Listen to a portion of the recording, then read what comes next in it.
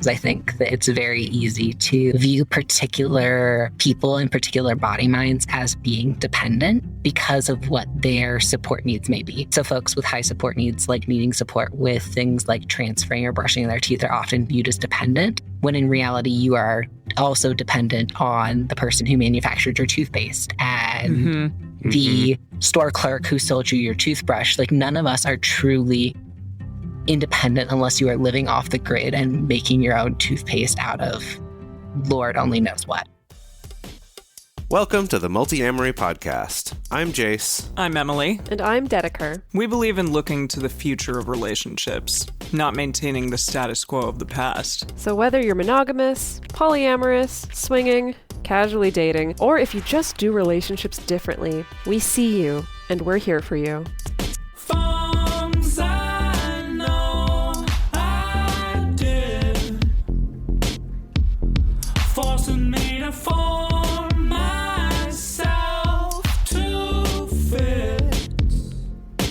On this episode of the Multiamory podcast, we're talking about relationships and disability.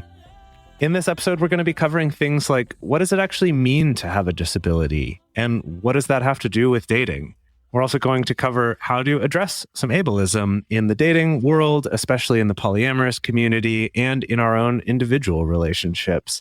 And to help us out with this episode, we have a guest co-host today, which is Mais, one of our researchers. They picked out this topic and helped us put this episode together and are also here to help us cover it. So, thank you so much, and tell us a little bit about the topic.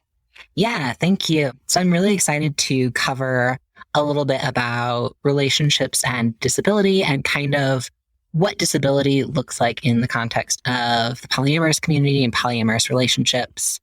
I have been ethically non-monogamous for almost a decade now, and I've spent a lot of that time as a disabled person looking for resources and information that kind of touch on some of the specifics of what it looks like to date as a disabled person in the polyamorous community, and have come up time and time again with really no resources that covered the sorts of things that I wanted to find or get answers to. So I'm hoping to kind of cover some of those topics today and hopefully get some answers out to other folks in the community looking for more information on this topic. Excellent. Yeah, so we're going to dive into a lot of good information. We have to start out with some caveats. First, I'll just lay the scene to say that all four of us who are here recording today, we have our own individual experiences, our own identity that influence the way that we approach this topic. We all have our own individual experiences or have experiences with partners, family members, friends with temporary disabilities, permanent disabilities, visible or invisible disabilities. So all that to say that none of us are claiming to be able to speak to the experience of all people with disabilities. For some context, about 1 in 4 adults in the US have some form of disability. Any group that's that large is, of course, going to have a huge range of thoughts, opinions, experiences. We've tried our best to gather input and thoughts from a wide range of sources, but of course, the episode today is not going to capture everything. And a lot of what we talk about today is going to be looking specifically through the polyamorous lens, but much of this information can apply to many, many different types of relationship styles. So let's start off with some definitions and what we mean when we say the word disability, because there's a lot of different definitions of what it means to have a disability. So for the purposes of today's episode, when we use the word disability, we mean, end quote, this is a quote from disstudies101.com. We mean a person with an injury, illness, or congenital condition that causes a loss or difference of physiological or psychological function, who experiences the loss or limitation of opportunities to take part in society on an equal level with others due to social and environmental barriers. That's a lot. That's a big definition right there. So one type of barrier is ableism, which is something we're going to discuss quite a bit today, which disability justice activist and attorney Talila Lewis defines as a system that places values on people's bodies and minds based on societally constructed ideas of normality, intelligence, excellence, desirability, and productivity. These constructed ideas are deeply rooted in anti-Blackness, eugenics, misogyny, colonialism, imperialism, and capitalism. This form of systemic oppression leads to people in society determining who is valuable and worthy based on a person's language, appearance, religion, and or their ability to satisfactorily reproduce, excel, and behave. You do not have to be disabled to experience ableism. And later on in the episode, we'll be getting into more of like real life examples of what ableism actually looks like if you're not entirely sure. So before we get more into this, one last thing that we wanted to cover about language here is just some of the different terms to use and what those might mean. So one of the first notes that we had is person first versus identity first language. For folks who aren't familiar with the difference between these two things, person first language would be something like, I'm a person with a disability, versus identity first language, which would be something like, I'm a disabled person. There's a lot of debate within the disability community in terms of which term is the correct or most acceptable term to use. Throughout this episode, we'll use a mix of both person first and identity first language, depending on which source we're talking about, what the author of the source uses, or just kind of what comes out naturally. An amazing post about this topic is by Sophie J. Butler on Instagram, where they go into depth talking about the pros and cons of both of these word choices.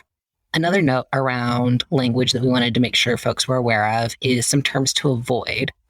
So some common terms that get used that are best to be avoided would be things like special needs, differently abled, handicapped, cripple, or wheelchair bound. While all these terms are used in various resources, they are all outdated and harmful to the community. That being said, we don't ever want to police the language that people use to talk about themselves. If a person with a disability uses a term like special needs or cripple, that is their choice to make, and it is best to always respect the language that people use to talk about themselves and their experiences. And something I do want to comment on that I've seen from some people who either don't have a direct experience with disability or don't have any disabled friends or things like that, that there are more abled people who think the word disabled is a dirty word sometimes, but also don't have any good alternatives as well. So I think that that's a main takeaway here, is that just saying the word disability is not inherently a bad word. Yeah, there's a really amazing movement that started on, I believe, Twitter, with the hashtag disability is not a dirty word. It has a lot of really amazing resources in terms of how to get comfortable using the word disability, why the word disability is important in terms of the way that it gives people with disabilities protection under legislation like the 504 and ADA, and why it's really important that we use that word rather than words like special needs or different. Yeah, and it's just so interesting too, because, and I guess the reason why I bring this up is because if you're someone out there who has used some of those terms, it's like we were at one point taught those are the nice terms to use. Yeah. And so it's like you're not a bad person for using them, but now's the time to stop and use disabled instead, because like Em said, language always outdated evolves. Yeah, and have turned out to be not helpful, but actually harmful. So we want to stay away from those. Yeah.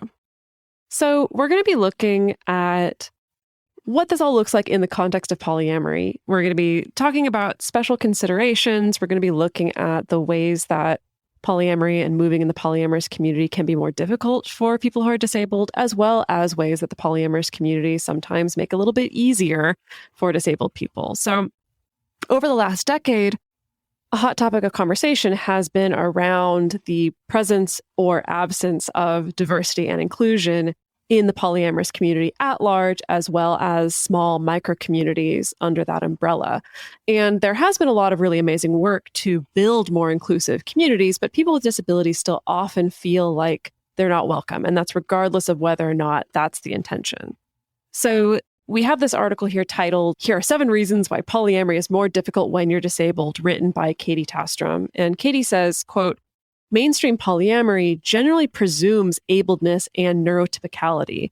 And they go on to explain that there are no guidelines or examples of how to navigate challenges like maintaining multiple partnerships when you have limited energy, or the difficulty of getting new partners up to speed on your access needs.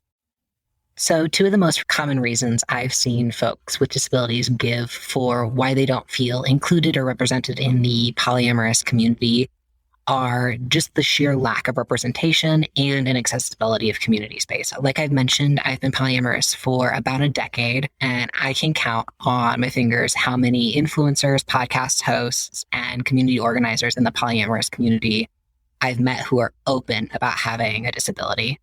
This gets really complicated in terms of invisible disabilities or folks choosing to not disclose disability because of things like desirability politics or just the ways that it can make it more challenging to navigate a space. But the lack of having representation in folks that you can look up to and kind of see as an example for yourself in terms of polyamory feeling and being possible for people with disabilities can make it feel like the community is not a space where you're welcome or not something that's possible for you. The other big thing that I hear from a lot of folks is just the sheer inaccessibility of community spaces, making it very clear who is and isn't welcome in these spaces. Things like meetups or munches happening in buildings that aren't ADA compliant, organizers not being willing to meet folks' access needs or acting overly dramatic or inconvenienced when really basic access needs like, hey, can you get a ramp? Just feel impossible to get met, and it makes it very clear who is and isn't welcome in these types of spaces. Yeah, this is something that when we went on one of our tours in the past, that someone brought up to us about one of our venues, and it was honestly something that hadn't even occurred to us at that point. And I think that's why I think this is so valuable to bring up and let people know, because it's like, oh gosh, we would have looked for that if we'd thought about it, but we didn't, and that's our bad for that internalized ableism there. But now that we've learned that, that's something that we can work toward in the future. And it's honestly like not even that hard to meet. No. You know, when you're looking for a venue, it's just like, okay, keep that in mind, but you just have to remember to have it in your mind at all, right? Yeah, I think that goes back to kind of what the article that we were talking about, here's 7 reasons why polyamory is more difficult when you're disabled, and Katie's statement that polyamory generally presumes ableness and neurotypicality. We just assume that people with disabilities won't be in the space or won't be accessing the space, so accessibility isn't prioritized for organizers, and that's something we see again and again. I've been to so many events where organizers are incredibly apologetic and very kind in terms of wanting to make the space accessible, but the line that I hear over and over again is, we just didn't think that someone in a wheelchair would be here. Right. Yeah. And that sucks. Yeah, it's jarring to hear it named in that language. But it's definitely a super common thing for folks. Yeah. Wow. I feel like I want to do just a real quick aside, because now we've referenced visible versus invisible disabilities a couple times. And just for our listeners out there who may not be aware, an example of a visible disability, is something where visibly you can see that somebody is disabled. So maybe somebody with cerebral palsy or an amputation or things like that. And the counterpoint to that is invisible disabilities where, there's still a disability, but someone may dismiss it, may not see it as quote unquote real because it doesn't necessarily quote unquote visibly or obviously present. So things like ADHD or bipolar or OCD. And again, like you said, it becomes a little bit more complicated because there are a lot of content creators out there and authors and writers who may be very open about having an invisible disability, but there may be others who are not at the same time. And so that means that we can't always make an assumption about somebody and their identity and who they are.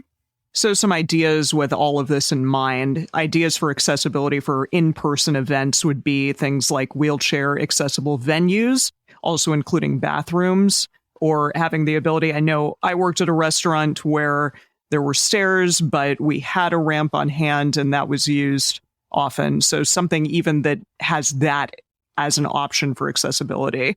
Also appropriate lighting in the space, so folks who use ASL or lip read are able to easily communicate, including access information on event postings, and also ask if you don't see access information for events.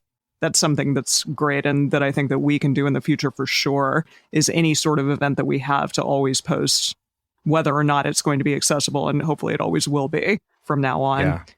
Also, ideas for accessibility for online community spaces will include things like image descriptions on pictures, making sure that there are captions on videos, adding flash or seizure warnings to videos, and also educating yourself on ableist language and slurs and not using them. I know someone that we have talked about in the past. There's an amazing website called autistichoya.com. And Lydia on there has created this incredible page on ableist words and terms to avoid. So I definitely recommend checking that out. I just wanted to ask also, because I've seen people do the image descriptions on Instagram posts. And can you explain what that's all about? Because I always am like, wait, there's you see the picture and then it's just like a different way of describing the picture, or what's the reasoning behind it? Because it's not something that we do, but now I'm like, we need to do it. So I just want to, I want to know the reasoning behind it, if you can explain. Yeah. So I'm super excited to get to talk about accessibility in online spaces. We have moved so much to online spaces for community over the last couple of years with the COVID-19 pandemic, and I'm really hoping that we keep some of those community spaces. Mm-hmm. But to answer your question about image descriptions, there are a lot of different reasons why folks might use image descriptions. Folks who are blind or low vision, who have some visual capabilities, do use Instagram. I have lots of low vision friends who use Instagram who may be able to see kind of the general idea of what the picture is, but then can get some more information about the picture from the image description.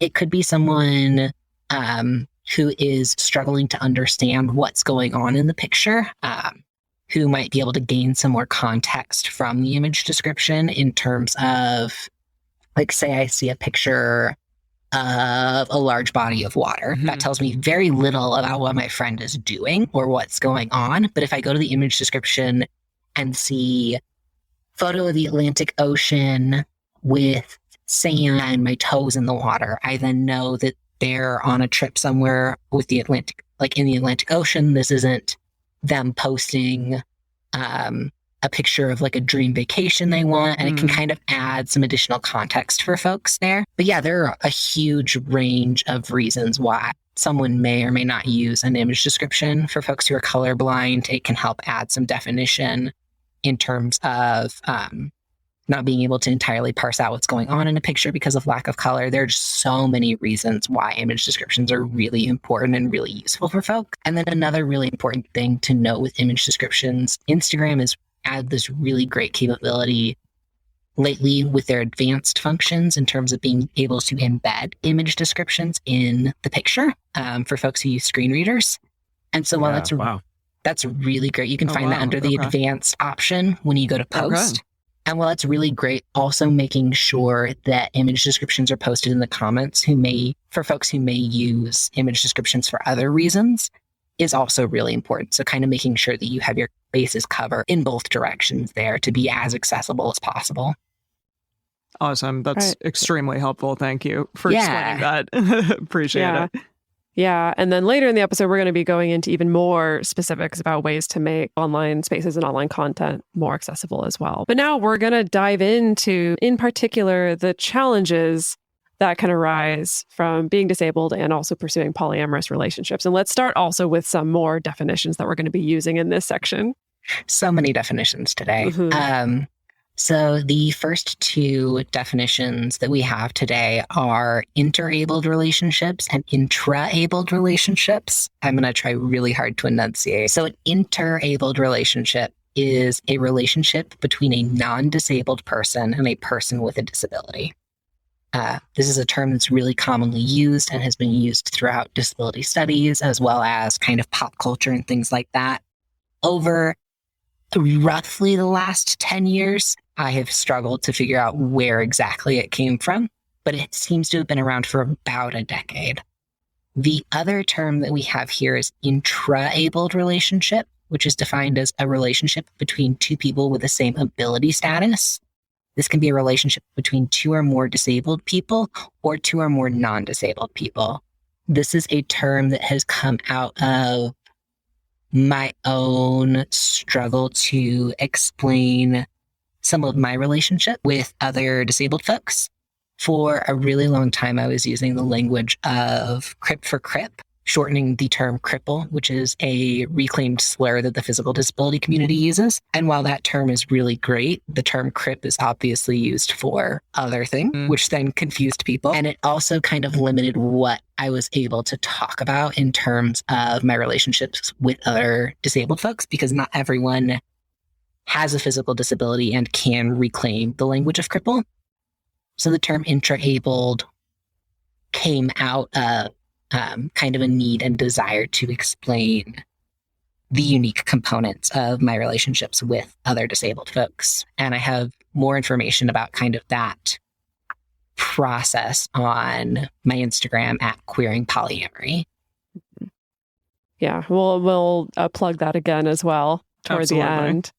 So I think one of the main challenges in dating as a disabled person, especially in the context of polyamorous relationships, is finding partner. And again, we're going to quote from Katie Tastrom's article about, reasons why polyamory is more difficult when you're disabled. They say, quote, finding partners who are willing to make the necessary adjustments to make a relationship accessible is a hurdle and opportunity that disabled people face. And something related to that is the fact that just our baked in overall ableism in our culture, and that's in a lot of people, also just make it harder for disabled people to find partners. People sometimes straight up don't always want to date people with disabilities, or the people who do sometimes will fetishize someone who is disabled as well. Yeah. And something to point out with this too is that that's not a unique problem to polyamory. And that'll be true with a lot of the stuff we're going to cover, that a lot of these are not actually unique to polyamory, but, have come up in that context, and that's where people are talking about them. But just for those of you non-polyamorous people out there listening, I'd say that one applies equally much there. Another aspect of this is being in even one relationship, but especially if you're in multiple relationships, can be extra challenging when you have very limited energy levels or very widely fluctuating energy levels. So in the article, Disability and Polyamory, Exploring the Edges of Interdependence, Gender, and Queer Issues in Non-Monogamous Relationships, the author Alexandra Alex Lantafi says, fatigue affects the way I relate to my partners and whether I choose to engage in challenging conversations with strangers, colleagues, clients, or acquaintances. Having more than one partner, in turn, influences my energy levels and the political commitments that I can take on. And I think that the way I think about this is that all of us can relate to times where you're just kind of more tired and just don't feel like having that conversation with this new person you've met about what polyamory is or what your relationship status is or whatever it is. I think we can all relate to that. But if you have, especially low energy because of a disability or an injury, which from our definition earlier, is also included in that definition. Being in chronic pain can massively influence your energy levels and your ability to focus and to put up with shit that the rest of us might take for granted. So I think all of us can relate to this a little bit, and just to kind of keep in mind, like, gosh, yes, that would be even more so. That's worth thinking about, being aware of. Now let's talk a little bit about sex and potentially the attitudes about sex and disability that we kind of as a culture have, or the ableist attitudes or baked in attitudes, a lot of the same things that we've been discussing today. So we're going to say yet another quote from Disability and Polyamory, which is, if I/we are truly disabled, how can we be sexual and to add insult to injury of the now shattering old constructs, be sexual with more than one person? Yeah, I think that really speaks to the fact that, like you were saying earlier about, you going to event organizers and people being apologetic, but just saying, oh, I just didn't even think about that. I think that when it comes to sex and disability, there's a lot of that in our culture of just not equating sex with disability or disabled people at all. Really seeing disabled people as just asexual, and therefore we don't even have to think about that. And so then to go not only sexual, but then subversively sexual in the sense of, like this person says, being sexual with more than one person, I think it just makes a lot of people's brains explode to a certain extent. Yeah, for sure. There's definitely a lot of infantilization and desexualization of people with disabilities. And disabled people choosing to be sexual is something that is seen almost as a political statement, which we've seen a lot in the last month or so with the lovely new Victoria's Secret model who has Down syndrome. And it just being posted on social media, like, what do you think of like her choice to do that? This is an adult woman who has consented to being a lingerie model. We would never ask those sorts of questions on these sorts of platforms about a non-disabled person choosing that line of work. Because it's definitely just kind of a cultural shocker still to see disabled folks as sexual people. Yeah, definitely. No, absolutely. Also, she's 24 and we could see a Victoria's Secret model who's 18 and not ask a question. I'm like, at least from my memories of being 18, you don't know anything about your decisions that you're doing. I would question their ability to make that decision more than this 24-year-old. Also, something we've already talked about a bit are access needs, and just, asking the questions, what are a person's access needs? But it's difficult, I think, for a lot of non-disabled people. They just don't know necessarily how to have these conversations. It can be challenging at first. This is probably something that needs to be potentially practiced and researched in order to learn how to have these conversations in a variety of different situations. Yeah, and I think one of the really great parts of polyamory is that it gives you kind of a framework for having uncomfortable conversations or conversations that we don't see modeled growing up. So if you have that practice with having challenging conversations, then it is a lot easier to learn how to have conversations about things like access needs. Yeah, that makes a lot of sense. Yeah, that makes sense. Definitely. So one of the other big challenges that folks who are disabled and practice polyamory run into, and I know something that I've experienced quite a bit, is the idea of fear of missing out and jealousy as it relates to disability. So FOMO and jealousy are something that are talked about a lot in the polyamorous community. And there are a lot of really great tools that are given for addressing these things. Some of the recommendations that I see a lot are things like, well, you're experiencing FOMO about your partner you met more going on this really amazing hike to see this waterfall. So why don't you plan a hike date to see something really cool with your partner? For folks who are physically disabled and who are experiencing FOMO or jealousy because of their disability, it can be really challenging to have those feelings come up as a result of something that you physically can't do. And a lot of the recommendations that are given kind of in the polyamorous community at large aren't necessarily as useful or applicable as they would be for not disabled folks. Mm-hmm. Unfortunately, I have not found a super easy fix for this. If someone has a magical super easy fix for FOMO and jealousy as a disabled person, I would love to pick your brain. But in terms of things that I found to be super beneficial, support from a therapist who specializes in working with people with disabilities and who is polyamorous, affirming and supportive, has been a really amazing opportunity just to kind of have a space to talk about those feelings and get some input from a professional who has some experience addressing them. Finding activities that can do and being intentional about focusing on the things that are unique to the relationships that I have, instead of looking at the things that my partner and Metamor are doing that maybe I can't do, and kind of shifting that view internally has been a huge game changer for me. We talk a lot about compersion in the polyamorous community, and it is not necessarily attainable for everyone in every situation. But for me and for folks I've talked to, working on building compersion is huge. I can feel really sad that I missed that amazing hike to the waterfall, but I can also be really excited that my partner had someone to go with them to experience that and to be safe and have that support in case they fell or things like that. And then kind of walking this thin line between knowing what you can and can't do and accepting the things that you can't do, while also not kind of giving in to assumption or things that we've been told that we can't do. I know for me, something that I was told that I couldn't or shouldn't ever do again is ride a bike.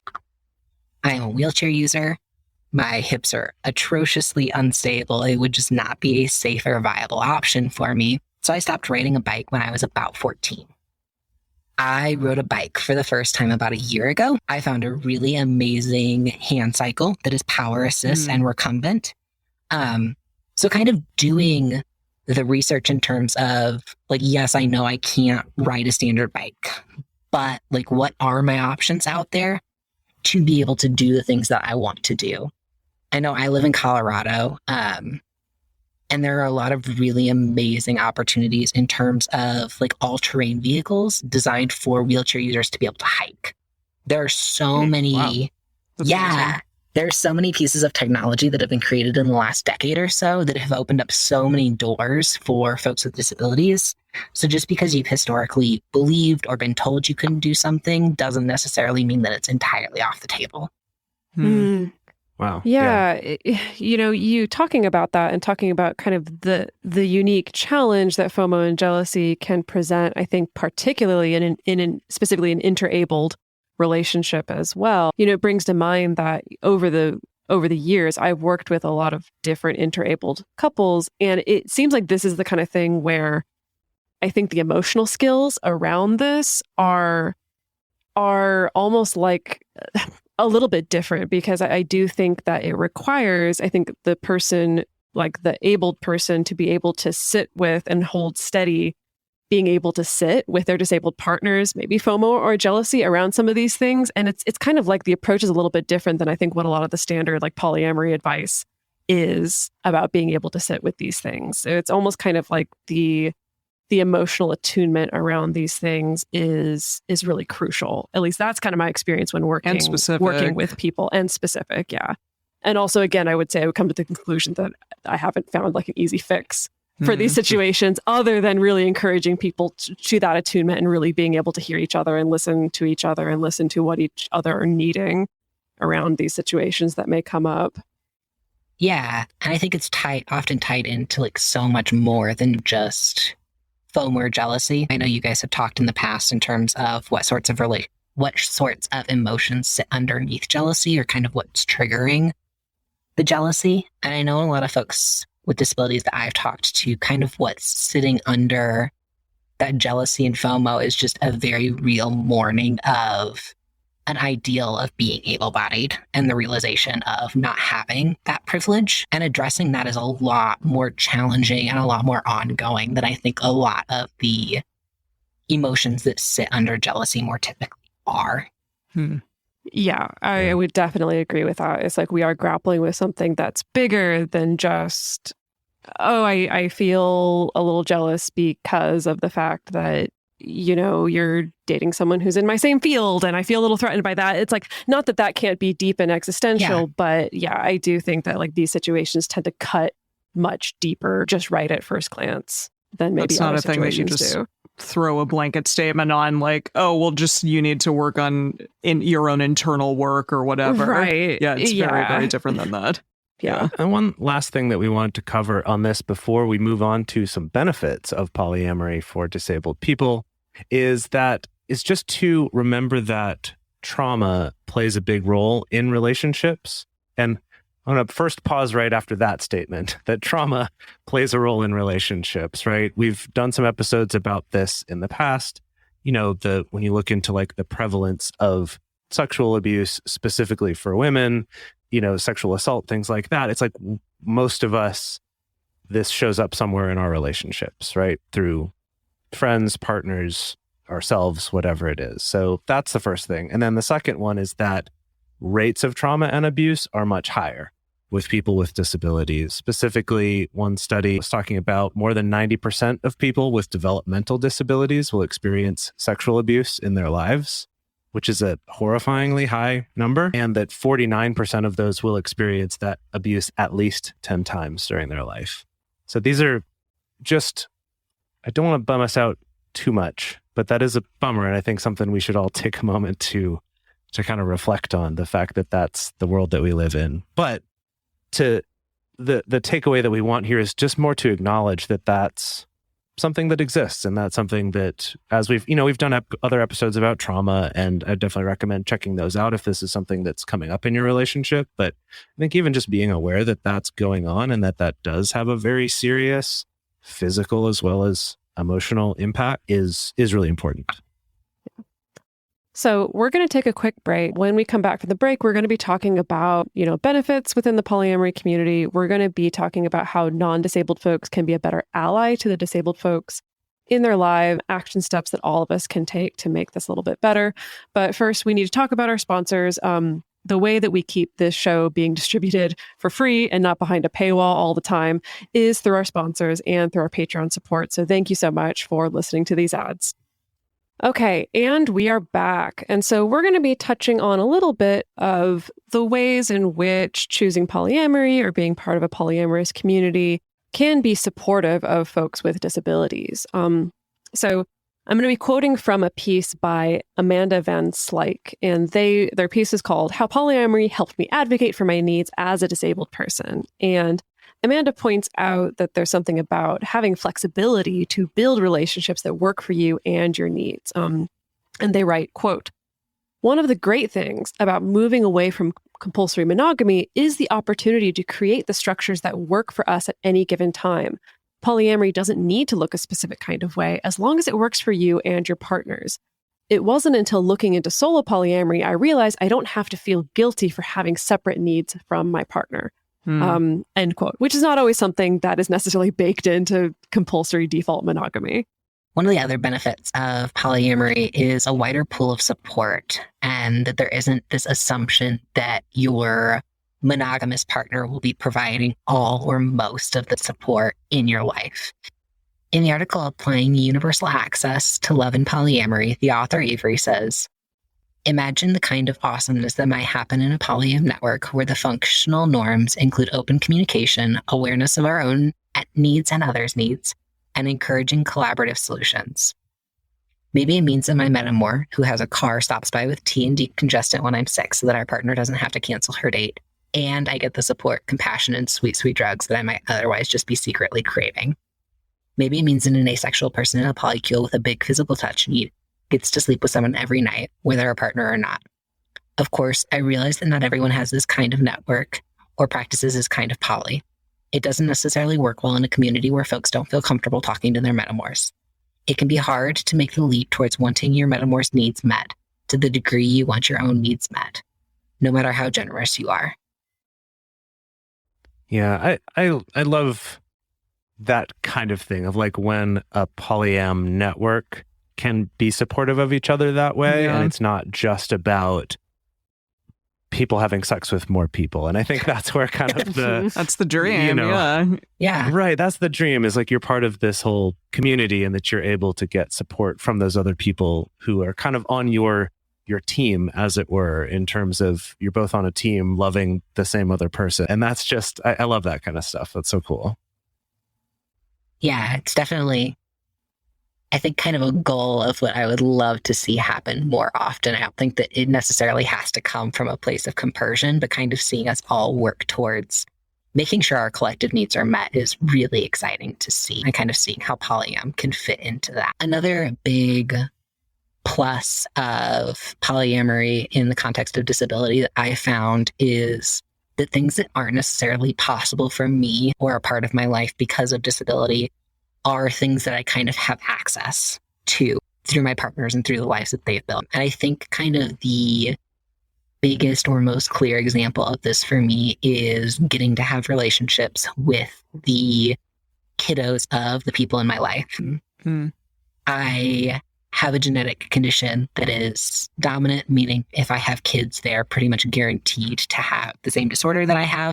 And I probably couldn't hold a viable pregnancy. So having kids just isn't in the cards for me. And I can't be kind of a primary caregiver in a dyadic relationship, kind of in the conventional sense. But getting to kind of queer this idea of family and show up for the kids who are in my life has been a really, really amazing opportunity to get to have and kind of look outside these definitions of two parents as primary caregivers to a kid. And of course, there are other examples of kind of the ways that polyam can make things possible that aren't necessarily possible. But I think that that's one of the most kind of clear examples. Yeah. Yeah, definitely. And I think something that I want to point out is when we talk about some of these things, like these intimate networks of people who are caring for each other and where, the metamor can stop by and bring tea and drugs and things like that, sometimes people will jump to the conclusion of, oh, it has to be in this very unrealistic, utopic, bucolic sort of vision where everyone's living on the compound. Yeah. They've all come together to buy their piece of land and build their tiny homes. And don't get me wrong, that's great. People are into that and people have done that and they love that.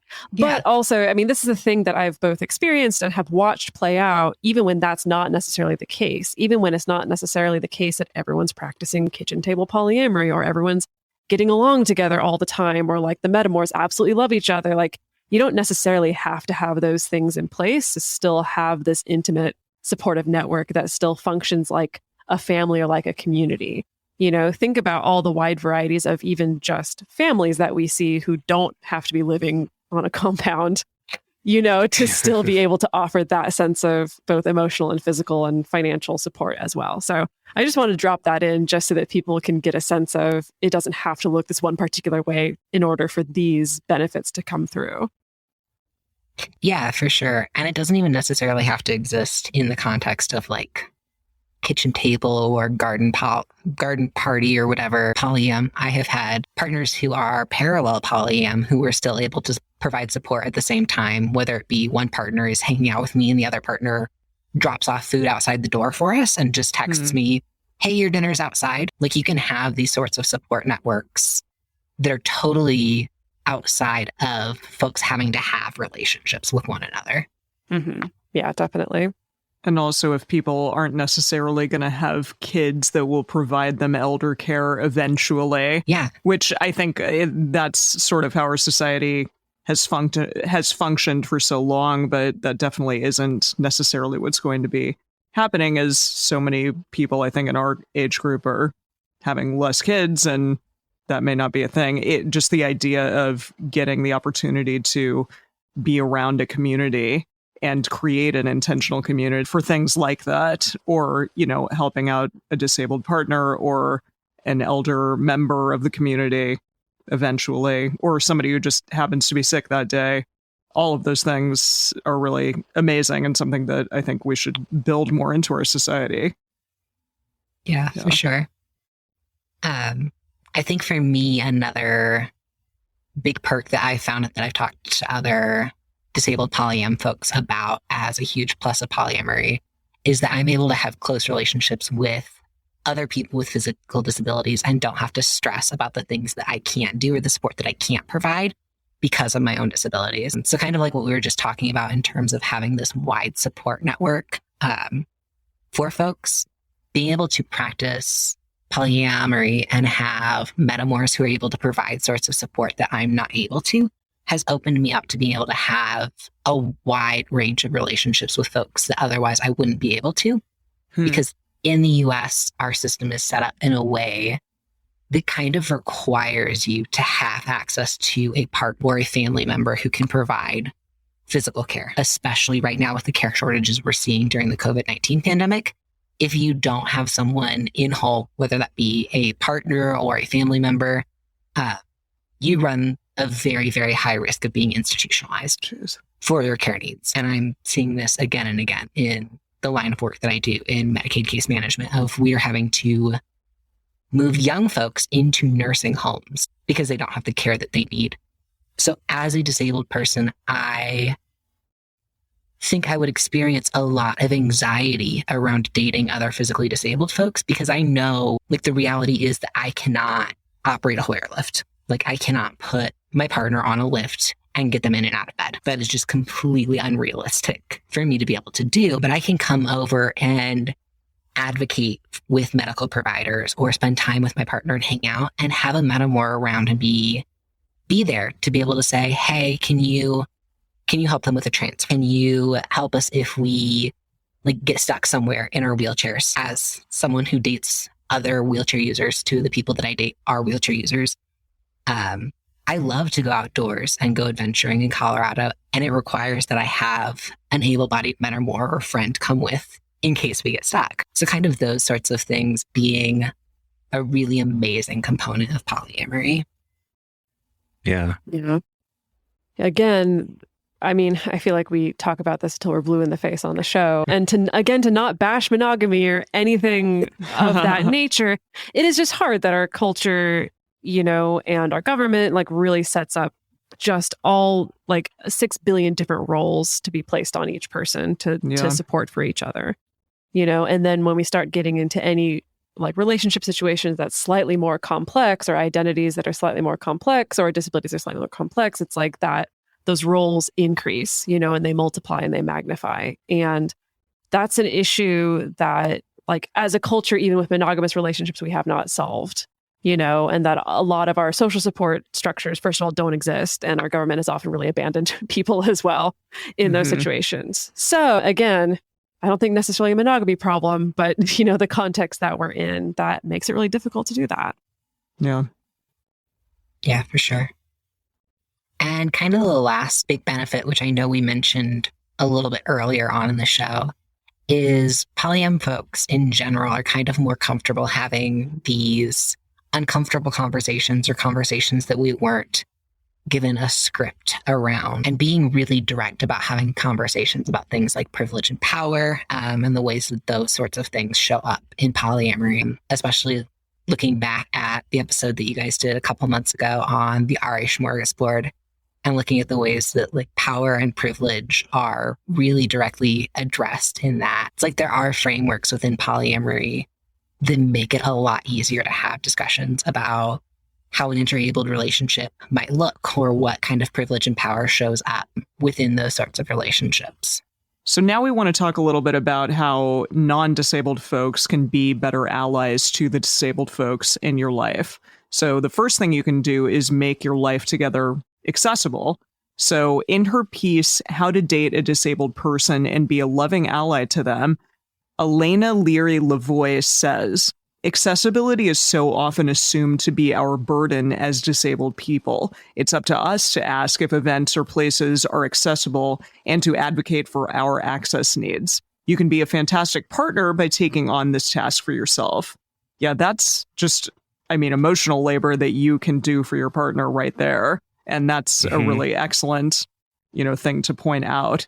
Also, do your own research. Listening to this podcast, just being a part of this podcast today, I've learned so much from, having these conversations with you, Em. So I think this is a great place to start. Also going to your Instagram and then doing additional research on your own. All of that is really important.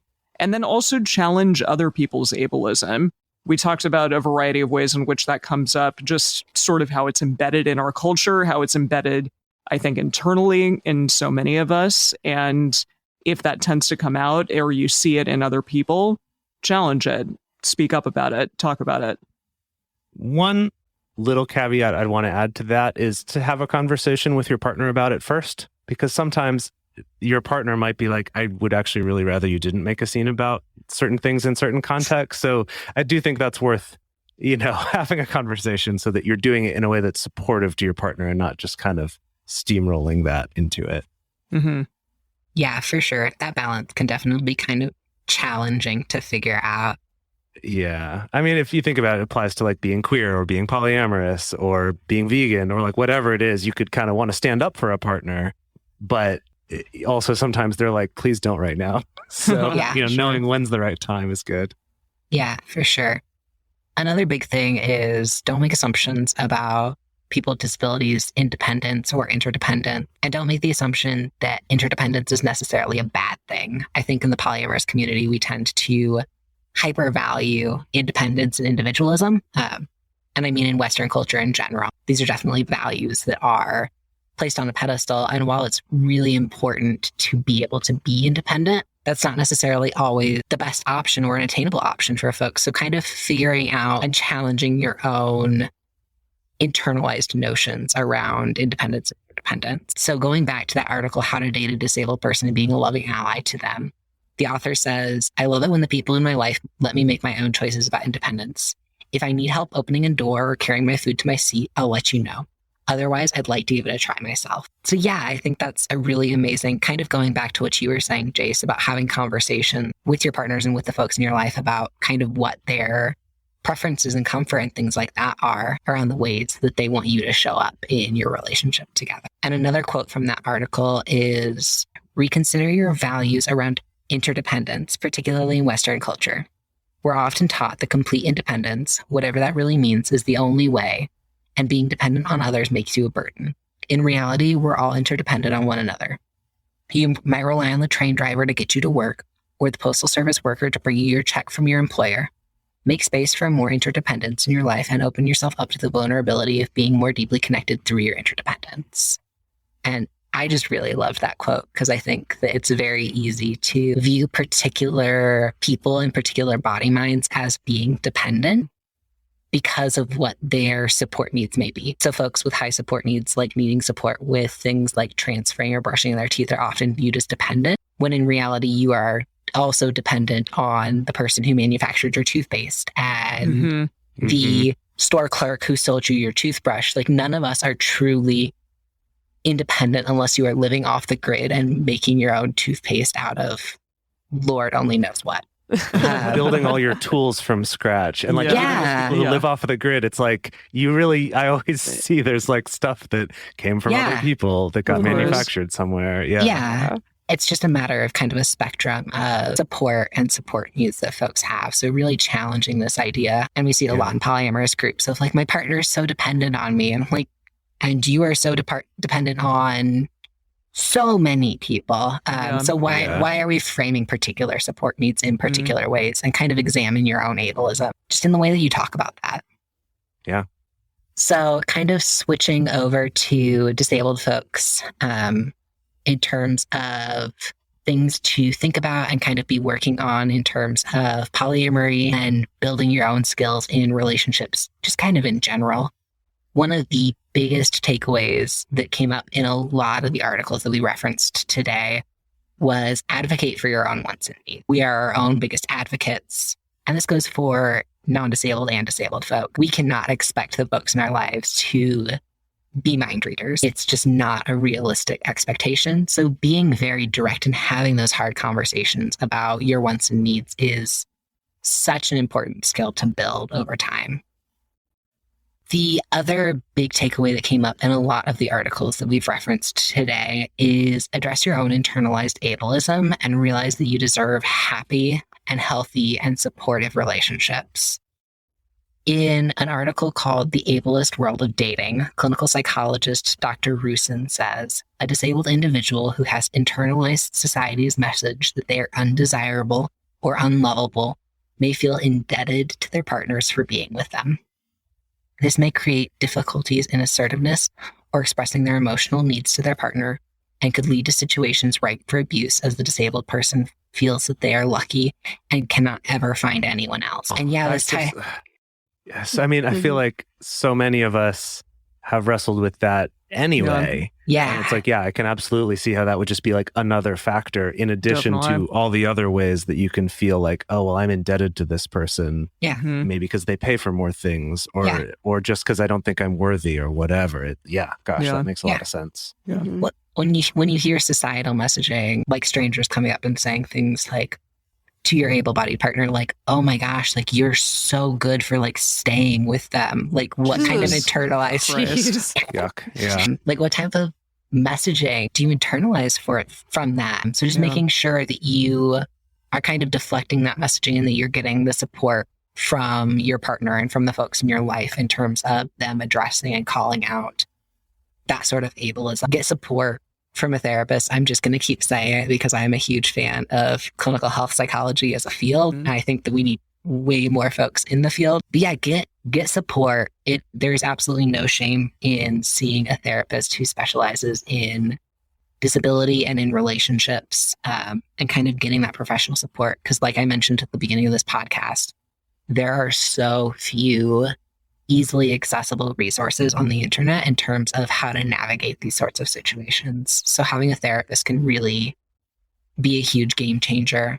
And then the last thing that we have is find representation of the types of relationships you want to have and kind of have that show up in your everyday life. For me, one of the big ways that this has shown up is finding folks on Instagram and Twitter and other social media platforms and following them just so that I have that representation of seeing interabled and intraabled relationship just kind of as a normalized thing and encouraging the folks in my life to do the same thing, to kind of almost desensitize to that infantilization and desexualization of people with disabilities. Because the more you see it, the more it kind of just becomes normalized for you.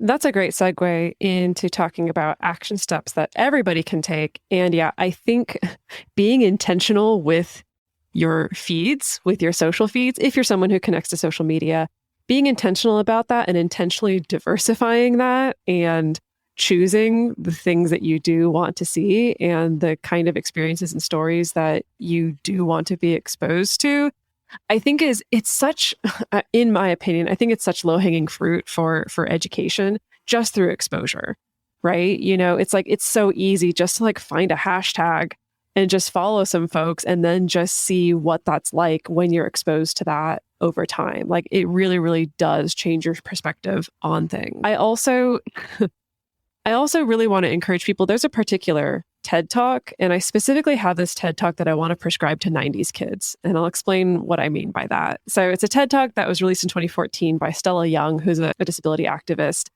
And their talk was about inspiration porn and the objectification of disability. And the reason why I prescribed this talk for 90s kids is I think that there were a lot of social issues that those of us who grew up in the 90s were taught about in school in ways that we all thought were good and healthy. And then now that we've rocketed into adulthood, they're not great. And this applies to the lessons we were taught about race, lessons we were taught about gender, about sexuality, and particularly about disability. Like the particular flavor I think a lot of us got growing up was, oh yeah, like we can include disabled people and we can have stories of disabled people and show images of disabled people, but really only in a sanitized version that is inspirational.